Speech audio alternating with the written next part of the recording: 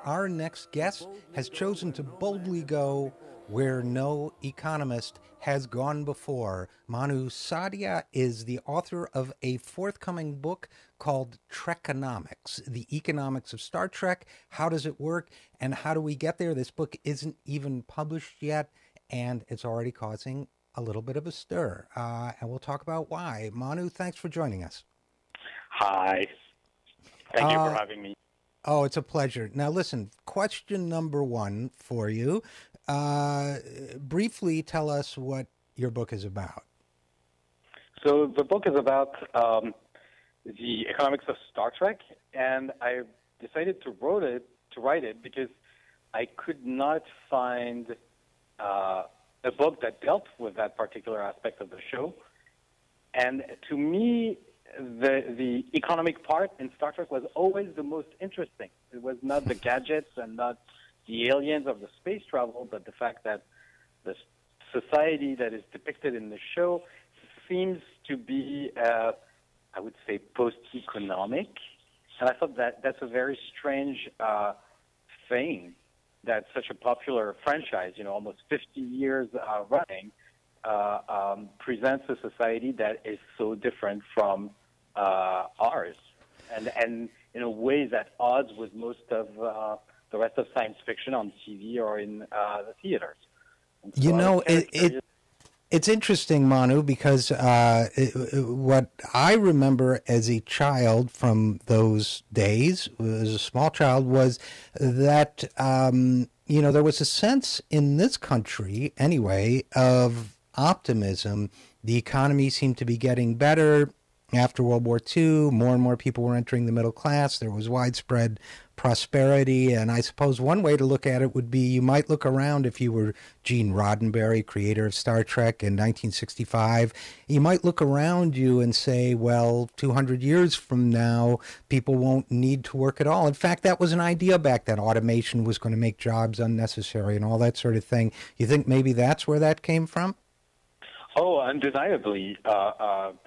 I think Roddenberry projected, 300 years into the future, compounding economic growth. And he was informed by his reading of science fiction, and most notably Asimov, who had first tried to envision what automation and robots would do to society. So yes, and you're speaking about there. And you're speaking we're talking with Manu Saadia, author of the forthcoming book Trekonomics, and by Asimov, just for our listeners who don't know, you're speaking of the great scientist and science fiction writer Isaac Asimov, who was a hero of many of us. Paul Krugman, the economist, says that he went into economics because, and he told me this in an interview, because Isaac Asimov had these experts called psychohistorians who understand how the future works and how society works, and being an economist was the closest he could get to being a psychohistorian. And Manu, I have one quick story about Isaac Asimov, which was when I was 12 years old, he was my hero. So I sent him a story. He was mine too. Really? Okay. So I sent him a story I'd written, and science fiction story, and I got a nice little postcard back from him that said, Richard, of course it was not necessarily great praise for my science fiction, but Richard, keep writing, wishing you all the best, Isaac Asimov. So these were different times when they would reply on postcards. Oh, that's wonderful. Yeah. Well, yeah, and Asimov is really, when you think of Data, the hero, the robotic android on The Next Generation, he is a positronic robot, and that's a direct homage to Isaac Asimov. And Isaac Asimov and Roddenberry were very good friends. Isaac Asimov is accredited as the scientific advisor on the first Star Trek movie. That's interesting. So tell us, let's go back to the economics for a second. So Manu Saadia, Trekonomics, basically, from what I'm getting from the excerpts and from the coverage of this book is that, it's a post-scarcity society. You have everything you need. You don't have to work to survive. So the whole role of work takes on a new purpose. Is that a fair summary? I think that's what is displayed on the show. And also, I don't think I would take exception with the term post-scarcity in a way, because it's Star Trek, at least the show, demonstrates that post-scarcity is more a political choice than an actual state of terminal opulence. That is above a certain level of economic development. The idea that everything is available or is made available is the result of a political choice.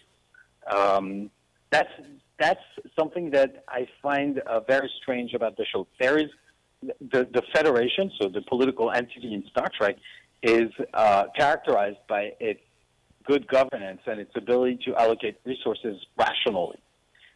Because there are things that are scarce in Star Trek, but it doesn't seem to burden the characters or to burden the society in a way that is comparable to scarcity today.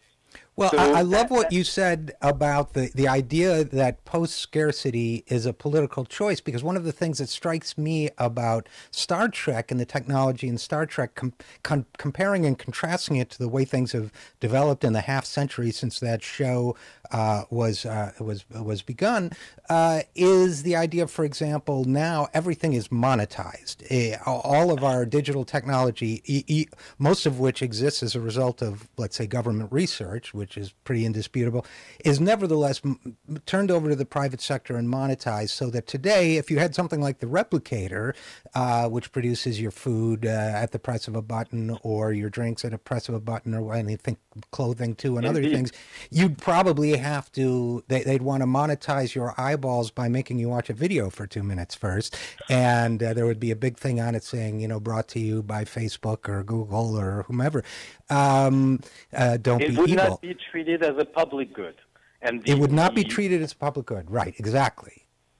And to make a segue into another, I don't know if you heard of Neil Stephenson's book. It's a great science fiction book called Diamond Age. And it was sort of a reply to Star Trek. And he has the equivalent of replicators in that book, published in 1995, I believe. But the pipes, as he called them, and the product and the intellectual property is owned by private citizens and oligarchs. So that's in Diamond Age. So that's another path that's possible for the technology of replication and our calming ability to make most things at zero marginal cost, or almost. So I believe Star Trek, in that sense, shows a different path where most of the products of technology become public goods and are there, and therefore you can say post-scarcity, or what we call post-scarcity, is in fact the result of a political choice, the result of good governance, the result of institutions for collective action that allow people to allocate common pool resources in a way that benefits all. Which, by the way, includes for our conservative listeners, includes the military as well as, let's say, Social Security or Medicare. We're talking with Manu Saadia, the author of the book Trekonomics. There's something else that strikes me about the Star Trek universe. It's somewhat implicit in the first series, becomes explicit in the second series. But the idea that the Federation's rule is you're supposed to discover new planets and civilizations, but not interfere with them, as opposed to, let's say, the global economic forces at work today that seem to discover new civilizations and want to turn them into consumers and emerging markets, so-called, immediately, rather than, let's say, respect their autonomy or their indigenous cultures or what have you. So it seems to me that there's also a kind of progressivism or liberality to the Star Trek universe in that it has this respect for other peoples. I think you're referring to the Prime Directive. It's a very important feature. Yeah. So it's non-interference with other species and the development of other cultures. And in a way, the Prime Directive, I believe, is fairly consistent with the economic posture of the Star Trek universe, or at least the Federation, so the entity where humans and Vulcans live. And that, since the Federation is and a very opulent society and has a way to rationally allocate resources, it doesn't need to conquer new markets, and it doesn't need to bring new people into the fold. I always wondered, by the way, that in many respects, if you take that logic to its endpoint, the Federation should have bought the entire galaxy, and therefore Star Trek is not completely consistent. The Federation has the means and has the wealth and has the opulence to pay its way out of any problem, but it doesn't. Right, including the Klingons during the period when the Klingons. Now I'm showing what a nerd I am, by the way, Manu Saadia. But during the period when the Klingons Welcome were to my world. during the period when the Klingons were the enemies of the Federation. Of course, later they are not, but in later series. But they are depicted as a very primitive culture. I think the Romulans are too. So you'd think, yes, with this great wealth, they could somehow. It's a great part. I hadn't thought about it. Let's talk about another alien culture that politically and economically in the Star Trek universe has always fascinated me. Is from Star Trek The Next Generation, and it is something way to the left of anything in the Federation universe, which is to say the Borg, the ultimate faceless, lack of individuality, totally collective, roboticized. So I have this theory about the Borg. Yes, they are cyborgs, and they assimilate. I mean, it's become a pop culture trope, right? Right. Resistance is futile. Yeah, you will be assimilated. You will be assimilated. Yes, and the Borg, I think, is an interesting. The reason why the Borg is such a daunting enemy and one of the greatest villains ever made, it's because I think it's the mirror image of the Federation. Because when you think about it, the Borg has perfect allocation of resources.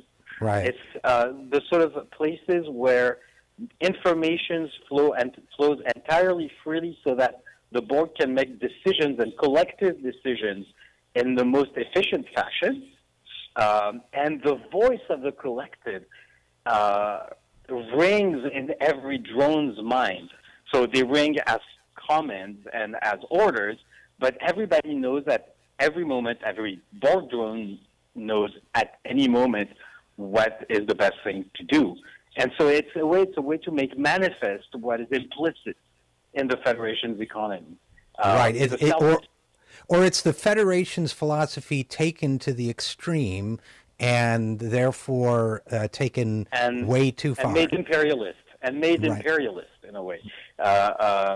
It's the Federation's philosophy and modus operandi, but turned outwards and turned as an enemy. The Borg actually is also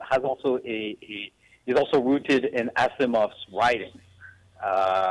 David Brin, who pointed that out. The science fiction David author, Brin, great science fiction author as well, one of my heroes. And he pointed that out, that the Borg is very reminiscent of some of the characters in the penultimate installment of the Foundation series, the two books that Asimov wrote as a sequel to Foundation in the 80s. That's a small little thing, but it's just to point out how much The Next Generation is, in fact, indebted to Asimov. And Asimov was a known progressive, and he was a known materialist, and he was somebody who was very concerned with the future of the world and how we were going to make it as a species. A good person, a good guy. Yes, he was. Manu Saadia is the author of Trekonomics, and I guess for a last question, I'm just trying to figure out. We've covered so much about the economics of Star Trek. I guess my last question would be, and it's such a fun topic, I could go on all day with it. It is. But which is why your book, I think, has caught on already. But as a last question, so could we ever achieve the economics of Star Trek, or have we already chosen a different path in the half century since it was created? So Brad DeLong told me that he thinks we already live in it at least 95% of the way. And I think he has a point that at least in North America and in the developed world, the opulence and the availability of goods is such that our obligation to work to sustain ourselves is has been, overcome. That being said, is the distributional aspect of the question, that is the truly political economic dimension of for scarcity, has not been dealt with in a way that is reminiscent of Star Trek, and I'm trying to put that politely. Right. Essentially, yes, we live in it, except for the political part. We have the means, but we don't have the will, perhaps. So with that, I love the topic. We didn't even get to a chance to talk about your piece agreeing with Ted Cruz that Captain Kirk is, in fact, a Republican. That is to say, he is an outlier in his own society. So we'll probably have to have you back to talk about that. But Manu Saadia... Delighted.